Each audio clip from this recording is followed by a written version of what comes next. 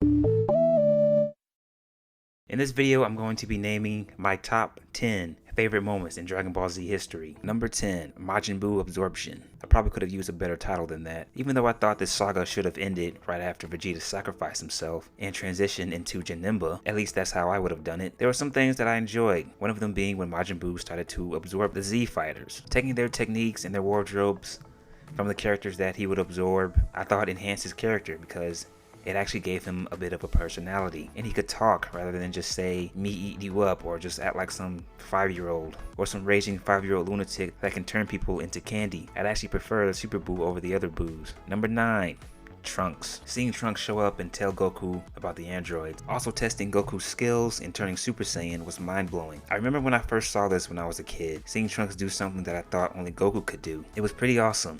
The next day I went to school, I remember the other kids debating if he was stronger than Goku. Now when I go back and look at this moment, it makes me appreciate it even more because it was the start of a beautiful saga. Number 8, Fusion. One of the other things that I enjoyed after Vegeta sacrificed himself in the Buu saga. Two characters combining their strengths and becoming one being. Boy, I tell you, it feels like anime is the only creative thing that I watch, or the creative genre that I watch. Not only combining powers, but also personalities. If I had to critique it, the whole fusion thing, it felt a bit repetitive at times. Also, I think it should have been used to kill enemies on most occasions, but rather than have it fail multiple times. But all in all, it still made the list. Number 7, Goku Super Saiyan transformation. Not only is this an iconic moment in DBZ history, but I would say that it's an iconic moment in anime history. Frieza blowing Krillin to bits and Goku tapping into his newfound power. I enjoy this because it was one of those moments that make you say, finally, this guy is going to get what's coming to him. He's going to get his shit pushed in. The villain that you get sick of and you want to see get what's coming to him. Frieza blowing up the Saiyan planet and enslaving their race, and then began killing the Mechians and doing a bunch of heinous stuff. So kudos to the writers for building Frieza up as such a heinous character, because in my opinion, if you as a viewer ends up hating a villain, then to me the writers did a good job, and that's a good villain in my opinion. Number 6, Pycon versus Olibu, aka Fabio. It's nice to see the main characters of a show step aside and let other characters breathe. This fight was short, but it was fast and action-packed. But what was great about this battle is that it had two characters that you've never seen before. Well, you saw Pycon dismantle Cell, Frieza, King Cole, and the Ginyu Force when he was helping Goku out. But you have two characters who are barely in the show showcase their abilities. And it shows that it doesn't always have to be the main characters to make a fight scene. I mean, specifically in Dragon Ball Z, for the fight to be entertaining. Number 5, Android 17 versus Piccolo. Yet another fast-paced and entertaining fight. Back when Piccolo was still in his prime, until they made him irrelevant.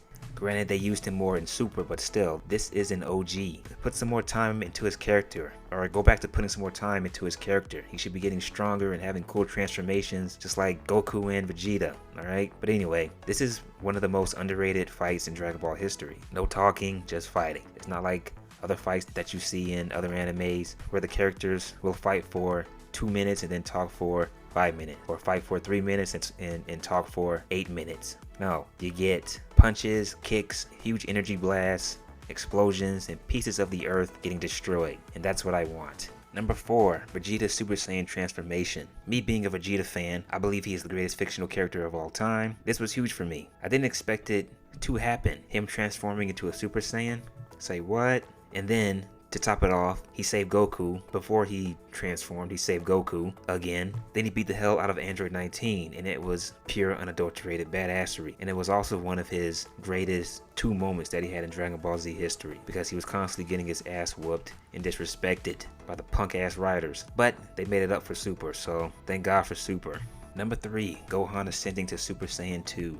It's always nice to see a character who isn't very confident break out of his shell, but against Cell he smashed his way through it. Number 2, Gohan vs Cell Kamehameha battle. A lot of people I think to this day would say that that was peak Gohan. Teen Gohan was peak Gohan. That was when he was at his best. Everything that Gohan went through when he was a child, being afraid in battle and always seeming to be overpowered, wanting to be strong so he can help out his friends and his loved ones, showing glimpses of his hidden strength, was a very nice build up to this moment against Cell. Going from that scared child to Earth's last hope, seeing his friends help him and put their lives on the line. And of course you had the GOAT, who actually made a difference, giving Gohan an opportunity to take down Cell. It was perfect, no pun intended.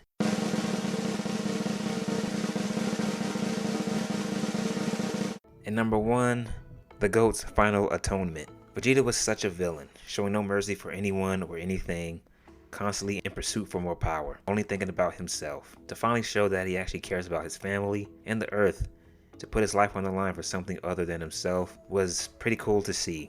And of course he went out like the badass that he is. And I also think that the Buu saga, once again, should have ended right there. Okay, should have ended right there. And then I would have brought in Janemba and have freaking him and Goku fight together to save the world or the day or the afterlife.